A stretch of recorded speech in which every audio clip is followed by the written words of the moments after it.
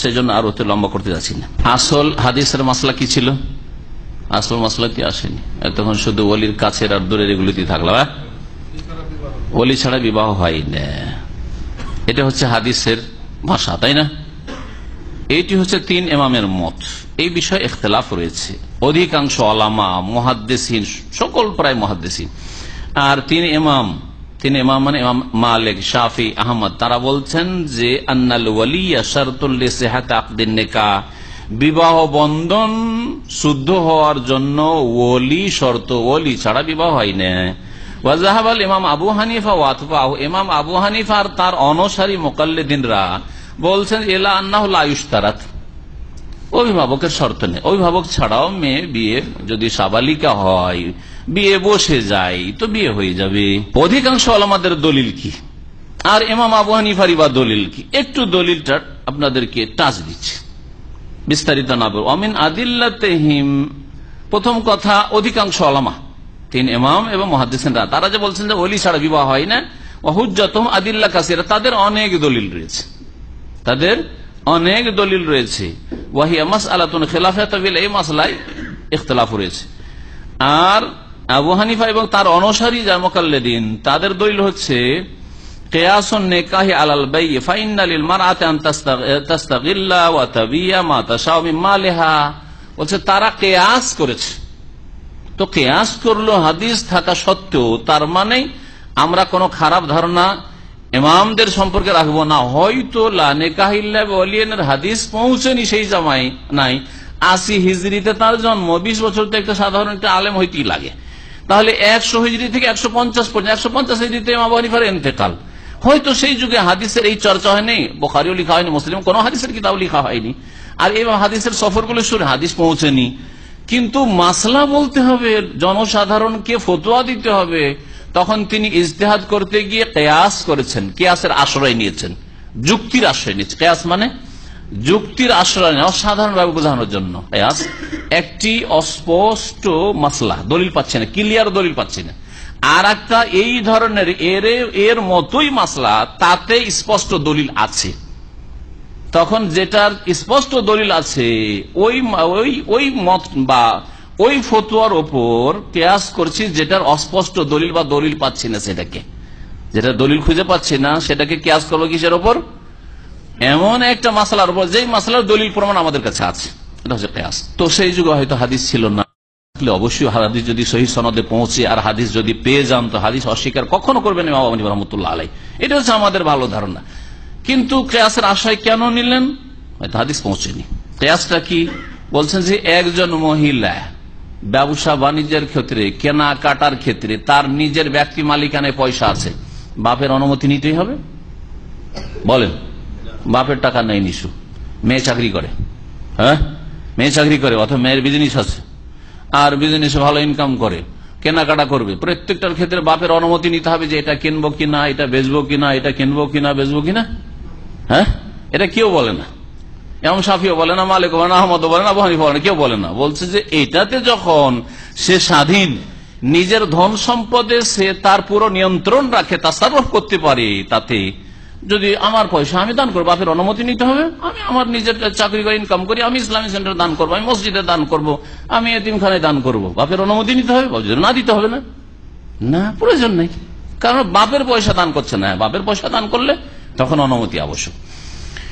তো বলছে যখন ব্যবসার ক্ষেত্রে অথবা কেনা বেচার ক্ষেত্রে মহিলার নিজের ক্ষমতা আছে, শারঈ ক্ষমতা মানে তার বৈধতা আছে, ঠিক তেমনি ফাকাযালিকা লাহা আন তুযাওয়াজা নাফসাহা, এইরকমই নিজের বিবাহের ক্ষেত্রে নিজের মালিক সাবালিকা মহিলা নিজের বিয়ে নিজে দিয়ে দিতে পারে, অর্থাৎ নিজেই ওলিকে না জিজ্ঞেস করে তার অনুমতি না নিয়ে বিয়ে বসে যেতে পারে। এটা হচ্ছে কিয়াসের দলিল, কিয়াস যুক্তি। মনে রাখবেন, কোরআন এবং হাদিসের দলিল থাকা সত্ত্বেও কারো জন্য যুক্তি দাঁড় করা জায়েজ নয়। জেনে শুনে কেউ যদি কোরআনের দলিল, রসুলের হাদিসের দলিল সামনে যুক্তি পেশ করে, সে হক পথে নেই, সে গোমরাহ, এতে কোন সন্দেহ নেই। আর এই ভুল ধারণা থেকে বাঁচাবার জন্য বললাম যে ইমাম সাহেবের কাছে হতে পারে হাদিস পৌঁছেনি, যার ফলে তিনি কিয়াসের আশ্রয় নিয়েছেন, নাহলে হাদিস থাকবে আর যুক্তির আশ্রয় নেবে না, বরং ইমাম আবু হানিফার কাছে জয়ীফ হাদিস কিয়াসের ওপর প্রাধান্যযোগ্য। তাহলে তিনি সহি হাদিস পেলে কি করে ছাড়তে পারেন? বোঝা গেছে, হাদিসের গুরুত্ব তার কাছে ছিল, কিন্তু জানলে তো, পৌঁছিলে তো। আমি একটা দলিলই জানি না, সুতরাং দলিল জানি না সেজন্য ভুল করলে তো আমার তো দোষ নাই, চেষ্টা করেছি দলিল খুঁজার, পাই নাই। তারপরে এই যুক্তির অধিকাংশ ওলামারা জবাব দিয়েছে ইন্নাহু কিয়াসুন ফাসিদুন, এই হচ্ছে কিয়াস, ভ্রান্ত কিয়াস, ভুল কিয়াস, লিসালাসাতি উমুর, তিনটি কারণে। ওই সব প্রথম কারণ হচ্ছে ইন্নাহু কিয়াসুন ফি মুকাবালাতিন নাস, দলিল হাদিস থাকতে আপনি যুক্তি পেশ করবেন, সুতরাং এই কিয়াস কোনো মূল্য রাখে না। বরং এই কিয়াস সম্পর্কে বলা হয়েছে যে প্রথম যুক্তি কে দাঁড় করেছিল?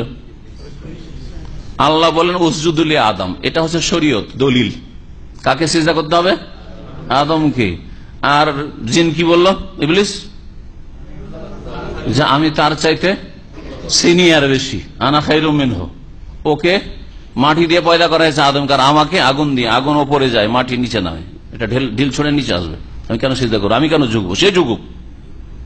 যুক্তি তো কোরআন এবং হাদিসের বিরুদ্ধে কেউ যদি জেনে শুনে কিয়াস পেশ করে তো এটা হচ্ছে আউয়ালু মান কাসা ইবলিস। আর যদি না জেনে করে তো বেচারা মাজুর, না জেনে দলিল পৌঁছেনি, যুক্তির আশ্রয় নিয়েছে, কিয়াসের আশ্রয় নিয়েছে, তার হক আছে নেওয়ার। কিন্তু তারটা যখন ভুল তখন ভুল ছেড়ে দাও আমাদের জন্য ফরজ। তার এই যুক্তিটা যখন ভুল, আমাদের কাছে হাদিস পৌঁছে গেছে রাসূলুল্লাহ সাল্লাল্লাহু আলাইহি ওয়াসাল্লামের হাদিস, আলার রাস ওয়াল আইন, সির নত করে আমাদেরকে মানতে হবে, কিয়াসকে ছুড়ে ফেলতে হবে। তারপরে আর একটা জবাব দিয়েছেন যে দুটোকে যে একই রকম সাদৃশ্য তা দেখালে এটা ভুল। কেনাকাটা আর বিবাহ বন্ধন, আকদে বাই আর আকদে নেকাহ, দুটোতে পার্থক্য আছে। বলছেন হাযা লা মুমাসালাত ফাইন্না নিকাহা ওয়া খাতারুহু ওয়া মা ইয়াহতাজু ইলাইহি মিন নাযরিন ওয়া মারিফাতিন লিল আওয়াকিবি ইউখালিফুল বাই'a ফি বাসাতাতিহি ওয়া খিফাতি আমরিহি ওয়া দাফি শানিহি। বিবাহ একটা লাইফ, জিন্দেগীর বিষয়।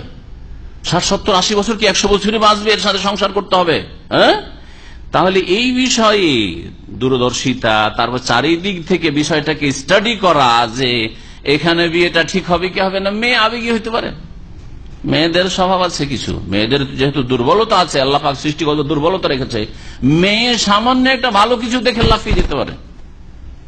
দেখলো যে ছেলে স্মার্ট, আর দেখা দেখি কিছু না, রুজি রোজগার কোন ব্যবস্থা আছে কি নেই, দিনদারি আছে কি না, নামাজ পড়ে কি না, কিচ্ছু দেখা দেখি না, দেখতে ভালো লেগেছে, ছেলেকে পাগল হয়ে গেছে, হইতে পারে না, হচ্ছে। কোন মেয়ে স্মার্ট দেখে পাগল হয়ে যাচ্ছে, কোন মেয়ে দেখছি আরে টাকা রে, টাকার টাকা, আর কিছু দেখা দেখি নেই, আর কিচ্ছু দেখলো না, পয়সা দেখে পাগল হয়ে গেল। মেয়েরা এত দুর্বল যে এরকম একটা কিছু দেখে পাগল হইতে পারে। আবার দেখলো যে আরে এরা নেতা বংশের রে, এই ছেলের বাপ মন্ত্রী, হ্যাঁ এমপি, পাগল, ওই কথা, এক কথা দিয়ে পাগল। হ্যাঁ, একই সাথে একই কলেজ ইউনিভার্সিটি পড়াশোনা করে, আর ছেলে ওকে একটা টোপ দিয়েছে, জানিস আমি এমপির ছেলে, এমপির ভাতিজা, পাগল হয়ে গেছে। কিন্তু ছেলে অত সহজ, একটা মেয়ে যদি বলে আমি এমপির মেয়ে, অত সহজে পাগল হবে? সবকিছু মিলিয়ে জুলিয়ে দেখবে যে এর চাইতে ভালো পাবো নাকি, তারপর এর আরো 5টা দিক ঠিক আছে কিনা, সবকিছু দেখবে। কিন্তু এদের যে বিবেক বুদ্ধির দুর্বলতা, নাকাসাতু আকল বলেছেন নবী করিম সাল্লাল্লাহু আলাইহি ওয়াসাল্লাম, যার ফলে একটা কিছুতেই আবেগে হয়ে লাফিয়ে উঠতে পারে। কিন্তু বাপ যদি গাইড করে, না ঠিক আছে তোমারও পছন্দ, কিন্তু আমি চারিদিকে দেখছি তোমার জন্য উপযোগী হবে কিনা, এই জন্য ওলায়াতের শর্ত লাগানো হয়েছে, ওলির শর্ত লাগানো হয়েছে। ব্যবসার ক্ষেত্রে অসুবিধা নেই, ব্যবসায় একটা সামান বাপকে না বলে একটা জিনিস কিনে ফেলেছে, 100-200 রিয়াল না হয় লস করলো, অথবা জিনিসটা খারাপ হয়ে গেছে, সামান্য কিছু ক্ষতি হলো, কিন্তু বড় ধরনের তো আর কোনো ক্ষতি হলো না। কিন্তু বিবাহ একবার হয়ে গেলে বড় ধরনের ক্ষতি, কিছুই যদি না হয়, বিবাহ যদি ঠিক না ঠিকে, তো মেয়ে আর কুমারী থাকলো না, আরে তালাক প্রাপ্তা, তালাক হয়েছে, এক স্বামীর ঘর থেকে ফেরত এসেছে, বড় দোষ আমাদের সমাজে। এই মেয়ের বিবাহ হয় মুশকিল, যত সুন্দরী হোক, ঠিক কিনা? জি হ্যাঁ। সুতরাং ব্যবসার সাথে বিবাহকে তুলনা করে দিবেন, আর ব্যবসার ক্ষেত্রে মেয়ে বাপের বিনা অনুমতিতে নিজের পয়সা দিয়ে কেনাকাটা করতে পারে, সেজন্য বিবাহ বসে যেতে পারে, এই কিয়াস ফাসিদ, এই কিয়াসও ঠিক না, যুক্তিও ঠিক না। বিবাহ বন্ধন, আকদে নেকাহ কখনো কখনো মানুষের জন্য কলঙ্কের কারণ হয়ে যায়, যেটা মেয়েটি বুঝছে না। হয়তো বাপের সাথে হয়তো ওই পরিবারের বা যেই ঘরে বিয়ে হচ্ছে ওই ছেলের বাপের কোনদিনের মিল নেই,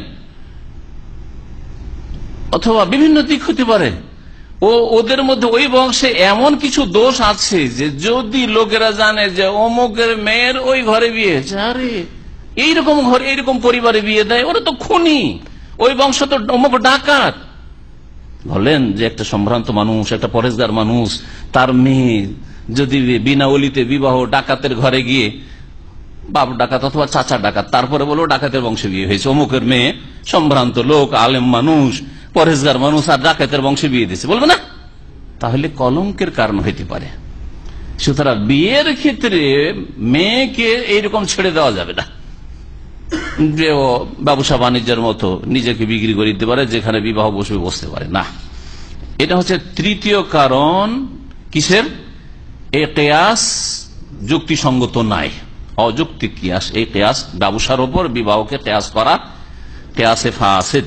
তাহলে হাদিসের জবাব, হাদিস যখন চলে এসছে, ইমাম সাহেবের যুগে হাদিস ছিল কিনা আল্লাহ ভালো জানে, কিন্তু মুকাল্লিদিনরা এই হাদিসকে রদ করে এই কোর্ট ম্যারেজকে কি করে জায়েজ করে দিয়েছে, মুকাল্লিদ মোল্লারা, মৌলভী সাহেবরা। তো সে সম্পর্কে বলছেন ভাষ্যকার মক্কাতুল মুকাররমার কাজী, ও তারা তাবিল করে হাদিসটা। বাতিলুন মানে হচ্ছে, বাতিল মানে এই বিবাহ বাতিলের কাছাকাছি, মানে টিকবে না। যেমন আমাদের সমাজে বলে যে লাভ করা প্রেমের বিয়ে লাস্টিং করে না, তো এইভাবে তাবিল করেছে। লা নিকাহ ইল্লা বিওলিয়িন, মানে ওলি ছাড়া যে বিবাহ করে হয় এগুলো টিকে না, শরীয়তে বাতিল, এই অর্থ না করে অপব্যাখ্যা তাবিল করলো। হ্যাঁ, তাবিল করলো, কি করলো? যে বেসাদাদিল বুতলান। কিন্তু এইরকম উদ্দেশ্য নবী করিম সাল্লাল্লাহু আলাইহি ওয়াসাল্লাম বলবেন হাদিস, হ্যাঁ না, স্পষ্ট হাদিস, লা নিকাহ, নেকার ওজুদি নেই। কখনো কখনো বলছে যে না, মেয়ের যদি জ্ঞান বুদ্ধি কম থাকে, মজনুনা হয় অথবা নাবালিকা হয়, তাহলে এই ক্ষেত্রে হাদিস লা নিকাহ বিওলিয়িন, যদি নাবালিকা হয় তাহলে ওলি ছাড়া বিবাহ হয় না। যদি হয়তো জ্ঞান বুদ্ধি কম, হয়তো আধ পাগলি অথবা পাগলি, তাহলে বিবাহ হয় না। এগুলো কথা কোথায় পেলে? এগুলি করে হাদিসকে রদ করা, হাদিস রেজেক্ট ছুড়ে ফেলা আর কিয়াসের পেছনে ছুটা, এটা কোথায় পেলে? এগুলো মুকাল্লিদিনদের স্বভাব, যে তাদেরকে মযহাব রক্ষা করতে হবে, ওহী রক্ষা করার কোন প্রয়োজন নেই। কোরআন এবং হাদিস রক্ষা করতে, হেফাজত করতে হবে, রসুলের ইত্তেবা অনুসরণ করতে হবে, এইসব পর তাদের নাই। মযহাব রক্ষা করার জন্য উল্টে পড়ে লেগেছে এখন আহলে হক মিডিয়া, আহনাফ মিডিয়া, এই কয়েকটা মিডিয়া এখন শুরু করেছে বাঁচাও মযহাব রক্ষা। শুধু মযহাব না, মযহাব যদি অরিজিনাল মযহাবটা খাঁটি ইমাম আবু হানিফা মযহাব হইতো, তাও একটা কাজের কাজ হইতো। হ্যাঁ, দেওবন্দি তরিকা বাঁচাও, বেরলভী তরিকা বাঁচাও, চরমনাই তরিকা বাঁচাও, তরিকা বাঁচাও উঠে পড়ে লেগেছে এখন। এই মিডিয়াগুলোর উদ্দেশ্য হচ্ছে তরিকা বাঁচাও, ইসলাম বাঁচাও না, তরিকা বাঁচাও। জি, তো যারা এইভাবে হাদিসের অপব্যাখ্যা করবে মুকাল্লিদিনরা, তাদের উদ্দেশ্য হচ্ছে মযহাব বাঁচানো, হয় তরিকা বাঁচাও। এই তবলিগি চিল্লার তরিকা বাঁচানোর জন্য